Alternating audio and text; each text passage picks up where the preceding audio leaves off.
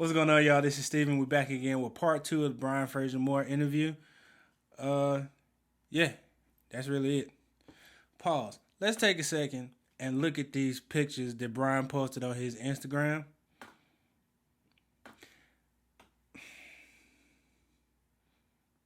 You ain't have to stun on us like that with your graphic symbols and whatnot.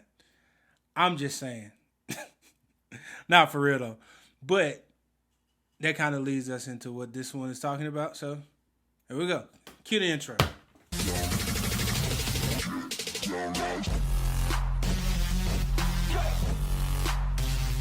All right, so we're in part two of the Brian Frasier-Moore interview. Again, if you haven't seen part one, go back to my page or go back to my home page. You'll see the video. It was posted about a week ago. And yeah, so we're on to part two. Here we go. I do definitely want to dive all the way into though the other stuff, the stuff that's away from the performance. Yes, sir. So the burning question that I get in class is always, how do I get the big gig? It's always, how do I achieve the large stage? How do I become that studio drummer? What are some, if you could give us a few tips, like a few things to really pay attention to, whether it be playing, whether it be, anything else, like, go for it. Absolutely. So, contrary to popular belief, it's not just because a person can play good. I know a lot of musicians practice in their basement and sometimes brainwash, for lack of a better word, of themselves to say, well, if I practice really, really hard, then I'll get on that stage. It's not necessarily true. So let's pause it right here. So that's a good point that I think he brought up the first one. And it's kind of a common thing that you hear. It's not about your ability per se. What I found in just my own playing or my own career is that it's been more about execution. So my ability to execute has been what has been the determining factor that is, like, for me working, like for me actually getting gigs, getting booked for shows, getting booked for cruises, has been just me being able to execute on a consistent basis and people like understanding my workflow and how I do things, and having confidence in that, just to be honest. Yeah, let's go on to the other part because he gets into some real deep stuff here in a second. Hold on. Here we go. true. So your gear. Let's talk about your gear for a second. So people want to come on and do tours. So you have two type of tours. You have a tour that will say, we're hiring you, sir, and we're going to pay you. I'm just going to put this number out there. We're going to pay you $7,000 a week, okay? Bow. And you have to facilitate everything else. You have to get your drum set into the right cases so they can go on this semi-truck with steel bars, which means probably not the hard plastic cases, because you'll be sad when the drums crush. So like touring cases, if they want electronics, so you get to the electronics and your sound man says, hey, can you separate those sounds so that we can have control? Because if the artist asks for more kick drum and your snare drum is on that line, guess what? He's going to get both of them. So gear is a huge part. I'm going through a situation right now where I have one drummer who has gear. He has the demeanor. He has the knowledge on how to approach the songs. All right. His retention is amazing. He's a great guy. He's never late. That's a big never late. He's never late. And so all of these things come into play. So I look at him like he's the golden child. This is the golden egg. And so then I have another guy who just really plays good. He's just really a great, phenomenal player. And it's like, but he's a great player. But his gear, but he's a great player, yeah, but he knows he's a great player and his ego is huge. So these things, in these situations, you have to be around these people. The show might be 2 hours on a show day. There's another 22 hours left in the day that you have to exist with these people. So that speaks on the other side of things, of your demeanor and being a team player. and being able to take constructive criticism. Oh, please go deeper into that one. What? Please go deeper. Constructive criticism. Hold on, well, let's pause. Let's pause right there. He said constructive criticism. Criticism. Ooh, I just said there. I almost said word wrong. What is going on? Anyway, so let's go back. So Brian mentioned gear first. He went, that in itself is enough for 5, 7, 15 videos. Especially when we're talking about drummers. People, you have to have proper gear for the situation. You don't have to have the most expensive gear, but you need to have proper gear for the situation that you're going into. That means for us as drummers, if you're going to play a pop show that's got 4 or 5 different types of hats on it, 3 different snares and all of this and claps. Matter of fact, go scratch all of what I just said. You playing a hip hop show that's got claps on 2 and 4 and they want to hear the claps, you got to know how to get it. And sometimes a SPDS ain't going to cut it. Well, why not, Steven? It's because Brian just said it. You may have to have separate volumes or separate velocities for volume for each sound. And if your front of house person or whoever's running the soundboard needs to separate the two, and you can't do it or you don't know how to do it, which it is possible to do for up to 4 on the SPDS, on the SPDSX. But if you don't know how to do that and you didn't set your SPDS up correctly, guess what? You up the creek. I'm just saying. So not even just having good gear, but knowing your gear. Knowing your gear's limitations. Knowing your gear's features. Having read the manual for the SPDSX. Having read the manual for your in-ear pack. Understanding what you have that you brought with you. Understanding how it works. What its limitations are. And how you can get the most out of it, or actually the best out of it for the situation that you're in. That, for me, to me, is one thing that separates professionals from just really good gigging musicians. Professionals I'm trying to figure out how to say this. Professionals understand how to make what they have work for the situation that they're in. They make sure that they bring what's necessary to do the job as effectively as possible with the least amount of resistance as they can get. So they want to do it as easily as they can with what they have, right? At the point of not being able to do the job, then you have 2 options. I either need to get better gear or I need to increase my knowledge on the subject. These are your 2 options as a professional. That's how that works. Let's see. So he said he has good. He mentioned 2 separate drummers. He says one has good gear. He's got a great attitude, which means he's easy to work with. He or she is easy to work with. He or she has knowledge of the style and of the music and of how it works, and they understand the approach. He said approach. How to approach the music is probably, not even probably, that takes us right back to what I said in the first video when we were talking about being appropriate. Your approach is everything for the situation because you are hired, more than likely, I would hope, you were hired because they thought that you would approach the music the way that they wanted you to approach the music. Which takes us into a whole nother field of study. That's a whole nother conversation we're talking about. But so we're talking about good gear, easy to work with, meaning he has options, not gonna bitch and moan about not playing what he want to play, or having to play too soft, or having to simplify what he's playing because he's not getting to play the way he wants to, because they're not paying you to play what you want to. They're paying you to play what they want you to play. He's got knowledge of his gear. He knows how to approach the music.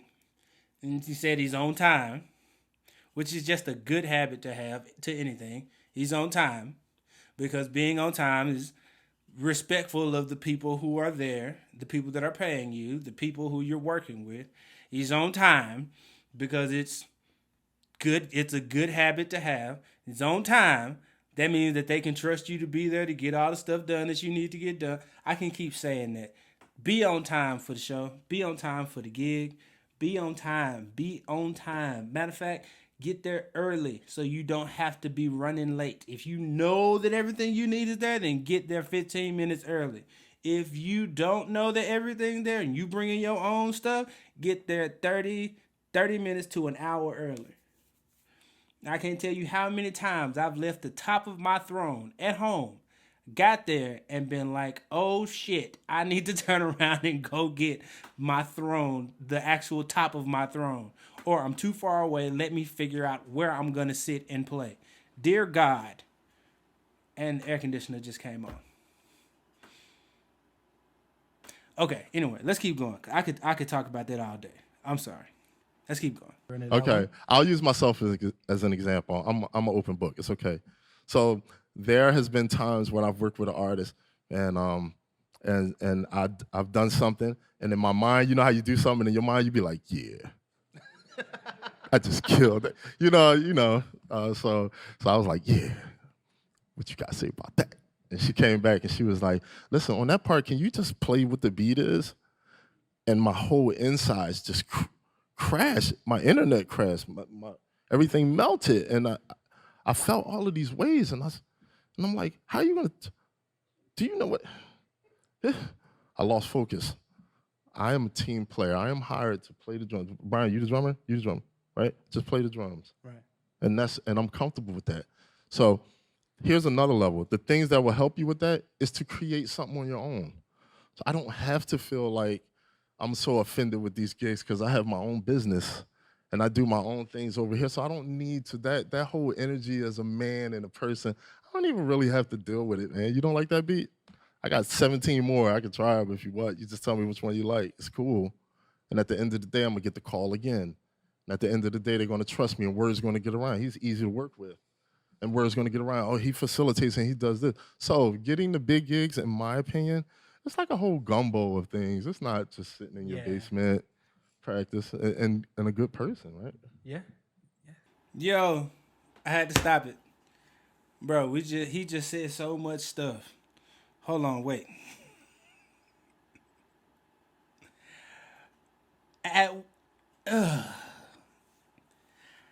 It's YouTube, bro, so I don't want to offend y'all.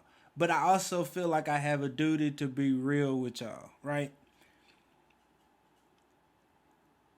Okay, so let's talk about the musician that you know he's a blatant monster of a musician, right? He gets a call to play like a wedding gig or like a corporate gig, right?